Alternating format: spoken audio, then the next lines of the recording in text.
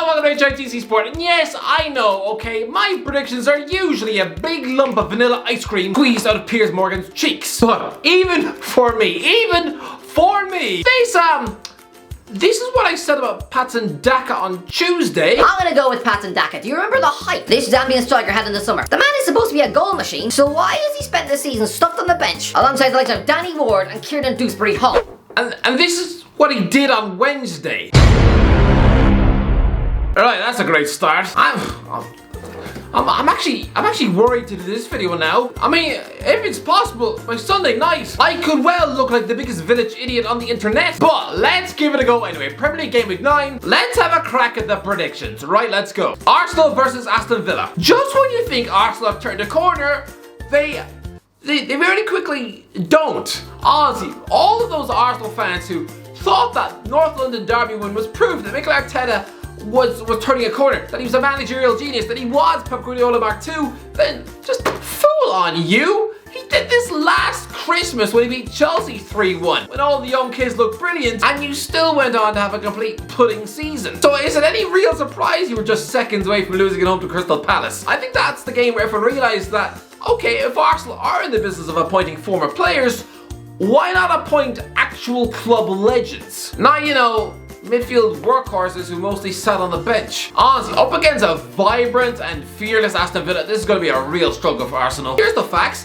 Every time Mikel Arteta has faced Dean Smith, he has lost all 3 times, without even scoring a goddamn goal. 3 wins and 3 clean sheets for Villa. Is this real life? Before Arteta took the Arsenal job, Arsenal had managed to successfully beat Villa 7 times in a row, including 4-0 in the goddamn cup final. So if you lose at home to Aston Villa, 4 defeats to Villa in a row, that would be unforgivable, Mikel. And you know what? I actually think it's going to happen. We're going to see Danny Ings scoring a late header, a 1-0 Villa win, with Arsenal fans screaming for Arteta's head. And you know what? They'll be right to do so. Chelsea versus Norwich. So, Romelu Lukaku has twisted his ankle against Malmo. Yeah, I'm not fooled for a second. No, I bet Romelu's fine. I bet he's at home right now playing wee tennis with his son.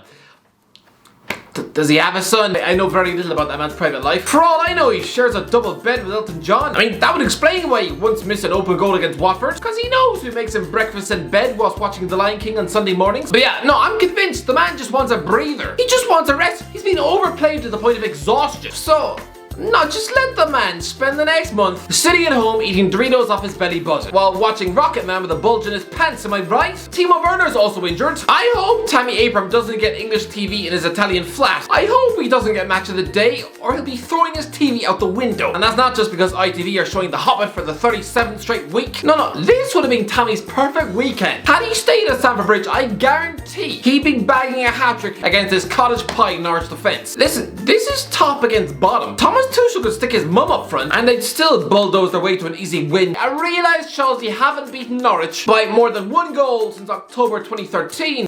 I mean, for some reason, they always seem to make hard work of beating Delia Smith's passion project. I mean, I'm not sure why. Norwich aren't exactly intimidating. I mean, actually losing to them would be like choking to death on one of Delia's honey nut rice cakes. But yeah, we'll probably see Mr. False 9 Kai Havertz playing up front. So yeah, I'll go with a comfy 4-0 win. Crystal Palace versus Newcastle. Yeah, remember when I said at the start of the season that Patrick Vieira was a managerial hot dog who'd soon be cleaning his dignity out of the bins outside Sellers Park? Well, so far this season, the man has very quickly proven that English football has sold him short. This is a man who Bournemouth interviewed in February, only to give the gig to a walking turn-up like Jonathan Woodgate. I mean, 6 years ago, Newcastle turned him down in favour of giving the job to Steve McLaren, someone who's got about as much respect in football as Donald Trump has at feminist tea parties. So far this season, Vieira has tactfully assassinated Nuno Santo, Brendan Rodgers and Mikel Arteta. So, what do you think he's going to do to Graham Jones, a fellow who actually used to make a living insulating pipes? I realise Jones was part of England's backroom staff, but let's be honest, he's essentially a human embodiment of a sweat patch left by Steve Bruce on the dugout. I mean, this is essentially like someone being ejected from the cinema for talking on their phone, and so you just steal their seat. That is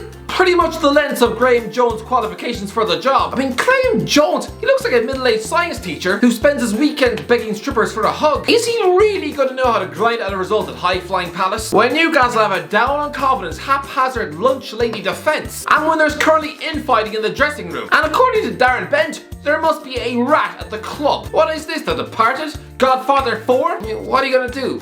Whack Matt Ritchie on a fishing trip? Honestly, this club cannot hire a new manager soon enough. So this is going to be a pretty comfy 2-0 Palace win with Alson Edouard scoring again. Honestly, there are going to be panic bells at 5 o'clock on Saturday evening. After watching this performance, Amanda Staley's probably going to be booking an Uber to arrive outside Paulo Fonseca's house. Everton versus Watford. Everton versus Watford. These are two sets of fans who weirdly probably have a certain respect for one another. After all, every person in this stadium on Saturday knows what it's like to survive the era of Marco Silva. Honestly, this is like a reunion of two cousins who spent their childhoods trapped in Joseph Fritzl's shed. But Rafa Benitez versus Claudio Ranieri. Battle of the former Valencia and Inter Milan coaches, I guess. I know the last time these two met, one of them won the Premier League and the other one got relegated. And it's not the ones that make sense. Benitez looks like the Premier League winner, and Ranieri looks like a championship lump of fudge. Listen, Ranieri said that if Watford keep a clean sheet this weekend, he'll take them all out for dinner in the canteen. Oh, what an incredible incentive. I mean, what are you gonna do if they stay up? Let them eat a bowl of Nesquik in the car park? Christ off, read the room, Claudio. I mean, what do you get your wife on Valentine's Day? 2 tickets to Foxy Boxing? Honestly, right now, Watford are utterly hopeless. Ranieri, he's just too nice. I think he'll be gone by Christmas, so yeah. Pretty routine 3-0 Everton win with Demarai Gray spiking in another goal. Leeds versus Wolves. Leeds need a result. Is this Marcelo Bielsa's first ever relegation scrap? So far, it's not going well. Wolves, meanwhile, have picked up on the Bruno Lage, winning 3 on the bounce. But Calvin Phillips, Patrick Bamford, and Luke Ayling are all going to miss this game. That's not great, but okay, come on then. Maybe some words of encouragement from the boss for the Leeds fans, right? Come on, as they look to their motivational guru for some respite. Marcelo Bielsa admits it's been one of the most difficult weeks of his Leeds United career. I guess not then. I guess it's just back to moaning. Just moaning. Ozzy, stop, Bielsa. You're like a pregnant cow crossed with mezzo-soprano. Ozzy, I just feel bad for his poor translator stuck in his pocket. He probably feels like he's married to Katie Hopkins. But this is a battle of two of the most impressive newly promoted sides of the last decade. I mean, Wolves in 2018 and Leeds of 2020. Spine-tingling football. But two clubs who also held each other's hand whilst getting relegated from the division in 2004. But Wolves have beaten Leeds the last 4 times they've played, keeping 3 clean sheets. I think it'll be a similar story here. A smash and grab 1-0 Wolves win, which will prompt some reactionary spinach heads like Danny Mills to scream for Bielsa's head. Southampton versus Burnley. Burnley haven't won a match yet this season. Nobody's panicking though. Nobody's worried because it's Sean Dyche, the safest, calmest pair of hands Burnley could possibly get. Honestly, it was like this last season too. It took them a month until Christmas to win their first game of football, and nobody batted an eyelid. It's Dyche, you'll be fine. I mean, it's like being out to dinner with your wife and hearing that your 9-year-old has just had fire in the kitchen curtains and that your Rottweiler has just swallowed your newborn child. It's fine, it's fine. You've got Chloe from next door babysitting. I mean, she's got 7 5-star reviews on Gumtree. It's fine. I'm sure whatever the problem is, it'll be okay. Again though, Southampton have only won 1 game this season too, so this really is a relegation 6-pointer. I'll go for a dour 0-0 draw. I mean, both teams are pretty toothless going forward, but they're both pretty solid at the back too, so yeah, 0-0. Brighton versus Man City. Okay, I know Man City lost at this ground last season, but I'm sorry, that was in May when the title race was done and dusted. Does it really even count? On their previous visit to the ground, they slapped Potter's team by 5 goals, so calm down, alright? I know City are just off a flight from Belgium, but I'm sorry, I don't care. This is where Brighton very swiftly fall back down the table. Yeah, I know they're in the top 4 now.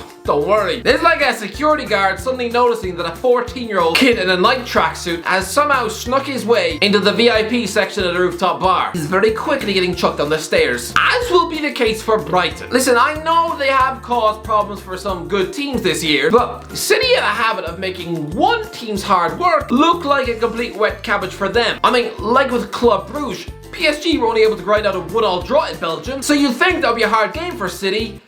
Nah, they win 5-1. And I know the last current Premier League team who Man City beat by more than 2 goals on the road, it was Liverpool in early February. But still, I don't care, I'm going to go for a 4-0 stomping City win. Brentford versus Leicester. You might think Brentford haven't played Leicester in decades, right? Well, no, weirdly, this is a fixture that's taken place in the FA Cup 3rd round in the exact same week of January for each of the last 2 seasons. Both games shown on the BBC. Yeah, it was a Weird case of deja vu. Leicester won both times, by the way. 1-0 and 3-1. So you'd assume it'll be more of the same. Nah, Leicester just came back from a grueling trip in Russia, where Patson Daka, yes, supposedly £20 million flop Pat. Oh, he scored 4 goals to make me look like I've got the ball knowledge of a thumb. But I'm sorry, I never said he wasn't a good player. I was just saying that for a guy who, is able to score 4 goals in one game against Spartak Moscow, maybe, just maybe, it was frustrating that a man of his class has been left on the bench nearly every week this season. Surely him scoring 4 goals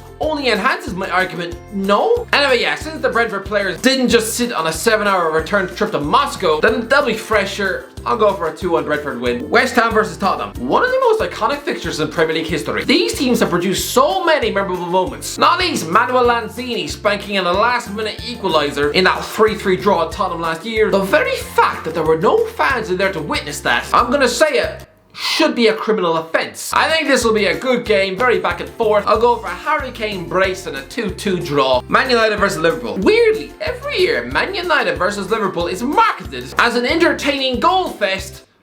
It just never is that. When is it ever that? Sky build it up as some festival of football. No, it's usually always a tense, scrappy match with both teams desperate not to concede. Until last season, that is. In 2021 alone, Old Trafford has already witnessed a 3-2 Man United win over Liverpool in the Cup and a Liverpool 4-2 win over Man United. That's 11 goals in 180 minutes. So, that just shut me right up. I mean, there was also a stale goalless draw at Anfield just a week before the FA Cup Classic. But whatever, no, okay, let's just focus on the goals. Lads, Liverpool are unbeaten in 21 games. Man United are unbeaten in 1. I think under Solskjaer's tactic just seems to be, let Ronaldo save the day, as if he's the suntan Superman. I'm sorry, but Liverpool just went to the home of the La Liga champions and won. Is there any more proof we needed that Jurgen Klopp and Liverpool are back? So you have to fancy them here. I'm going to go for a 2-1 away win, with Mo Salah scoring a last-minute winner, with Ollie getting booed off the pitch, with an excitable Togden dropping his camera onto a sweet old man sitting in front of him. Anyway, that's it. Let me know in the comments below, what do you think, right? Let me know in the comment section below if you enjoyed the video. Don't forget to subscribe, and as always, I'll talk to you in a while.